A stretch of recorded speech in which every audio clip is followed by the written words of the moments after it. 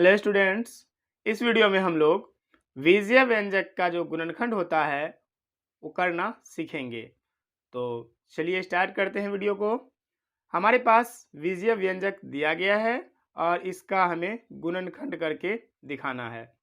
तो अगर आप चैनल पे पहली बार आए हैं तो चैनल को सब्सक्राइब कर लीजिएगा, और अगर हमारे द्वारा बताया गया यह मेथड अच्छा लगे तो प्लीज़ वीडियो को लाइक भी कीजिएगा। तो चलिए शुरू कर लेते हैं। तो सबसे पहले हमें ध्यान देना होता है कि ये जो हमारे पास व्यंजक है इसको हम और भी टुकड़ों में कर सकते हैं या नहीं। तो देखिए, गुणनखंड का अर्थ होता है टुकड़ों टुकड़ों में बांट देना। जैसे मान लीजिए अगर दिया हुआ है 2x, इसका अर्थ ये है कि इसको हम लिख सकते हैं 2 गुने x। ठीक है। अगर बोला जाए 4 का गुणनखंड करिए तो 4 को क्या लिख सकते हैं, हम लिख सकते हैं 2 गुना 2। अगर बोला जाए 12 का गुणनखंड कीजिए तो 12 को आप छोटा से छोटा करके कैसे लिख सकते हैं। देखिए 12 को आप लिख सकते हैं 2 गुना 3 गुना फिर से 2 गुना क्या हो गया 3 दूना 6 दूना 12। तो इस तरह से आप लिख सकते हैं। ठीक है। एक एक का कोई मतलब नहीं होता है, एक लिखें या ना लिखें कोई फर्क नहीं पड़ता है। ठीक है। इसी को हम गुणनखंड बोलते हैं। जैसे मान लीजिए आपके पास अगर दिया हुआ रहे 9x, तो आप इसको क्या लिख सकते हैं। देखिए 9 को कैसे लिखा जा सकता है, 9 को लिखा जा सकता है 3 गुना 3, और ये गुना में x है तो इसी को हम गुणनखंड कर देते हैं, कह देते हैं। ठीक है। मतलब इनको टुकड़ों में जो हम तोड़ दिए इसे ही क्या कहा जाता है, गुणनखंड कहा जाता है। तो अब देखिए क्वेश्चन कैसे सॉल्व करेंगे, ध्यान समझिएगा। देखिए हमारे पास क्वेश्चन दिया गया है 3x प्लस 9y। तो 3x को हम कुछ भी नहीं लिख सकते हैं तो 3 गुना x लिख सकते हैं। ठीक है। उसके बाद प्लस का निशान है, यहाँ प्लस का लगा देंगे। 9 को हम क्या लिख सकते हैं, 3 गुना 3 गुना 3 गुना y।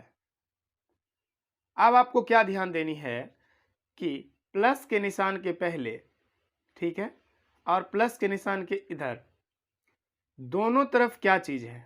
देखिए 3 इधर भी है और 3 इधर भी है। प्लस के निशान के इस साइड और प्लस के निशान के इस साइड, यानी कि लेफ्ट साइड और राइट साइड दोनों तरफ आपको देखना है। तो हम देख रहे हैं कि प्लस के निशान के लेफ्ट साइड में 3 दिख रहा है और x दिख रहा है, और राइट साइड में भी 3 दिख रहा है लेकिन x नहीं दिख रहा है। ठीक है। x यहाँ पर नहीं दिख रहा है। ठीक है।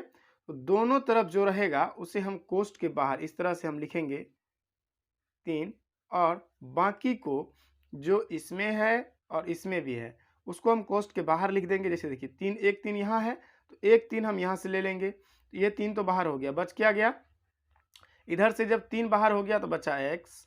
ठीक है। अब यहाँ प्लस का निशान था, प्लस लगा दिए। अब देखिए एक 3 बाहर हो गया तो अब क्या बचा, 3y बच गया है।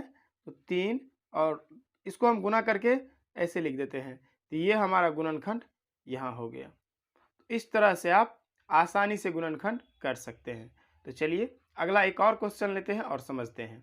आपके सामने एक और क्वेश्चन दिया गया है 4x प्लस 10y।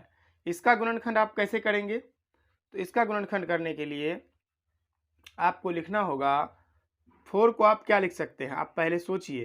तो 4 को आप लिख सकते हैं 2 इंटू 2। अब इसके गुना में क्या है, x भी है, तो इसको x भी लिख दीजिए। ठीक है। अब देखिए यहाँ क्या है, प्लस का निशान है, प्लस का निशान के बाद 10 को हम क्या लिख सकते हैं, आपको सोचना होगा। 10 को हम लिख सकते हैं 2 गुना 5, ऐसा लिखा जा सकता है ना।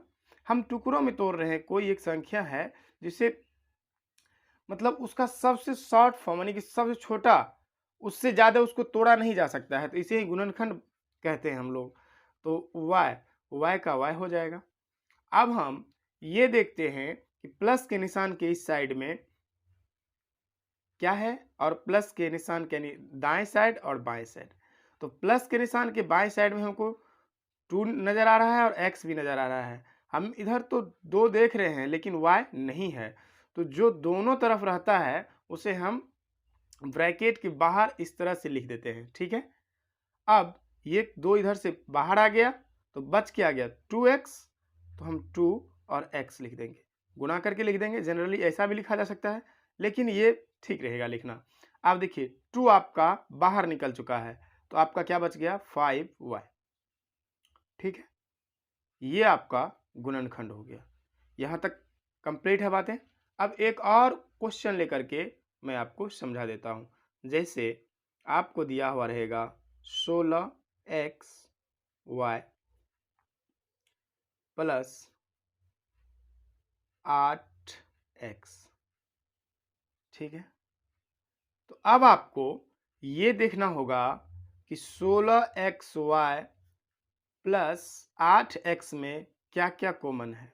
अगर आप चाहें तो 8x डायरेक्ट कॉमन ले सकते हैं। अगर वैसे आपको समझ में नहीं आता तो 16 को आप क्या लिख सकते हैं 2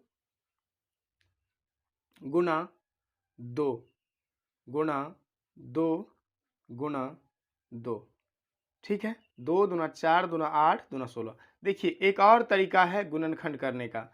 जैसे अगर आपको 16 का गुणनखंड पता नहीं है तो आप 16 को इस तरह लिखें और भाग देते जाएं। 2 से भाग देंगे 2 अठे 16, फिर 2 से भाग देंगे 2 चौके 8, फिर देखिए लगेगा 2 से 2 दूना 4 और फिर 2 से लगेगा 2 एकम 2। जब ये 1 आ जाए तो हम इसको मतलब गुना में लिख सकते हैं ऐसे 2 गुना 2 गुना 2 गुना 2, ठीक है। अब गुना में क्या है x है और गुना में क्या है y है। उसके बाद 8 का गुणनखंड क्या होगा 2 गुना 2 गुना 2 दूना 4 दूना 8 गुना x, ठीक है। तो अब आपको ध्यान देना होगा कि प्लस के लेफ्ट साइड और प्लस के राइट साइड में क्या क्या है।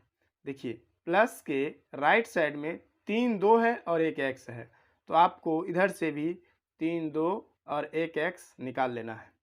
और जो दोनों तरफ रहता है उसको ब्रैकेट के बाहर लिख देते हैं। तो देखिए इसको हम इस तरह लिखेंगे 2 गुना 2 गुना 2 गुना x। अब बाहर क्या आ गया, ये यहाँ से यहाँ तक बाहर आ गया, क्या बचा ये बच गया बाहर अंदर में, तो इसको लिखेंगे 2 गुना y प्लस ये सारा का सारा बाहर आ गया है, ये पूरा बाहर आ गया तो कुछ नहीं बचा, तो इसको हम 0 लिखेंगे क्या नहीं। जब हम यहाँ पर कुछ लिखेंगे ही नहीं तो फिर देखिए कॉमन का मतलब ये होता है, इसको कॉमन लेना कहते हैं। आपको ये सोचना है कि यहाँ पर ऐसा क्या लिखें कि गुना करने के बाद फिर से इतना ही आ जाए। तो देखिए इन सभी को जब आप 1 से गुना करेंगे तो फिर इतना ही आ जाएगा, ठीक है।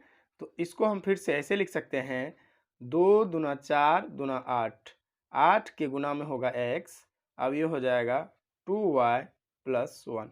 अगर आप फिर से इसको गुना करेंगे ना तो इतना ही आ जाएगा आपको, जितना इस 16 xy देखिए ना यहाँ पर 8 दूना 16 और xy हो जाएगा फिर 8x, 1 से गुना होकर के 8x हो जाएगा।